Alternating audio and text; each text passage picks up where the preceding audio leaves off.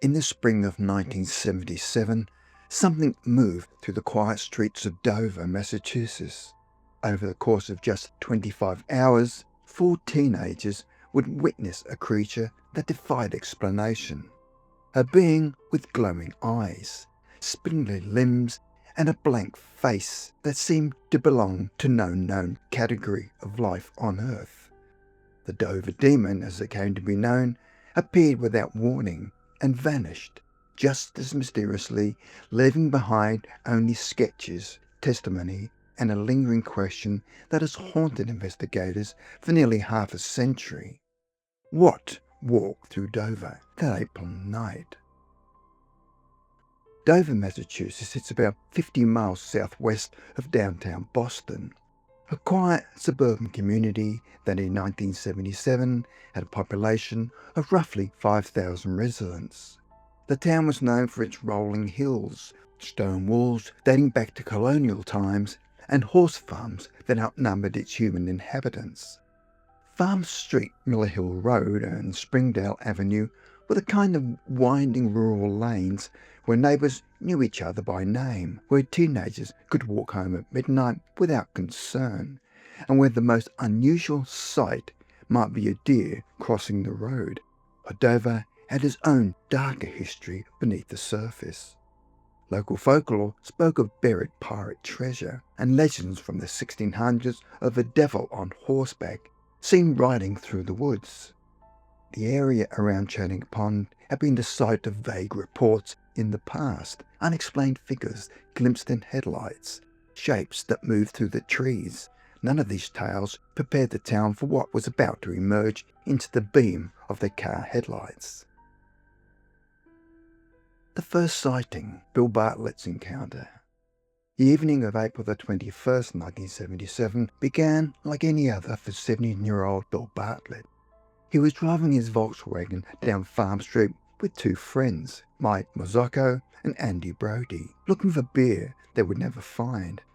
It was approximately 10:30 p.m. when Bartlett's headlights swept across something perched on a broken stone wall near the Charles River. At first, he thought it might be a dog or cat, but as he drew closer, his mind struggled to categorize what he was seeing. The creature was roughly 4 feet tall, with a body that appeared thin and stick-like. Its head was disproportionately large, watermelon-shaped, as Bartlett would later describe it, and completely devoid of recognizable facial features.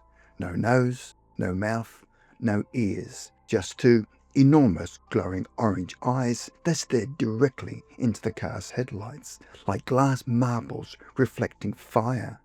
The creature's skin appeared hairless and rough, with a flesh-toned sandpaper-like texture. It moved along the top of the stone wall with long spindly fingers that looked more like tendrils than hands, grasping the rocks as it crawled. Bartlett watched it for perhaps 7 or 8 seconds, long enough to burn the image into his photographic memory, but not long enough for his companions to see what had transfixed him. When he turned around, the creature had vanished. Disturbed by what he'd witnessed, Bartlett drove his friends home and returned to his own house visibly shaken. His father noticed immediately that something was wrong. When Bartlett explained what he'd seen, he went to his room and began drawing.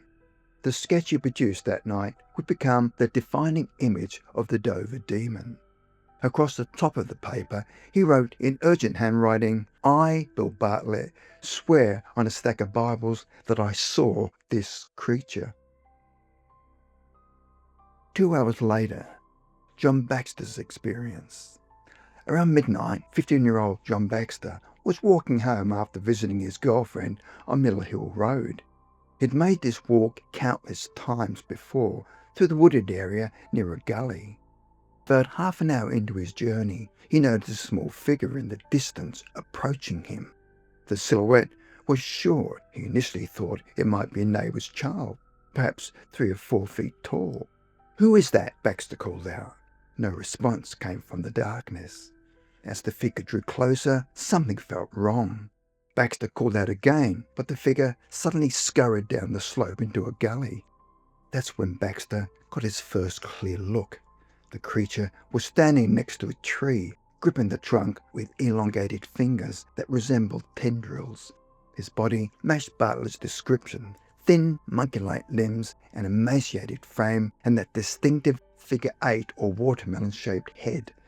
The creature's eyes glowed in the darkness. Baxter couldn't determine their exact colour in the dim light, but they were large, round, and fixed directly on him. He estimated he came within 15 feet of the being before it moved with an unnatural fluid motion deeper into the woods. Frightened, Baxter flagged down a passing car and hitched a ride home. He had not yet heard about Bartlett's encounter earlier that evening. The two witnesses had no opportunity to collaborate on their stories. The second night, Abby Brabham's sighting.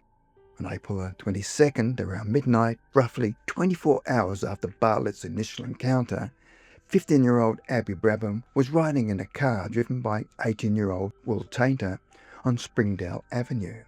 As they drove near Channing Pond, Brabham spotted something by the side of the road, standing upright next to a tree. I looked at the head, and the head was very big, and it was a very weird head, she later reported. Unlike the previous witnesses, Brabham described the creature's eyes as bright green, glowing with an intensity that seemed focused directly on her. Both she and Tainter agreed the being was roughly the size of a goat, standing on two legs with the same distinctive large, rounded head.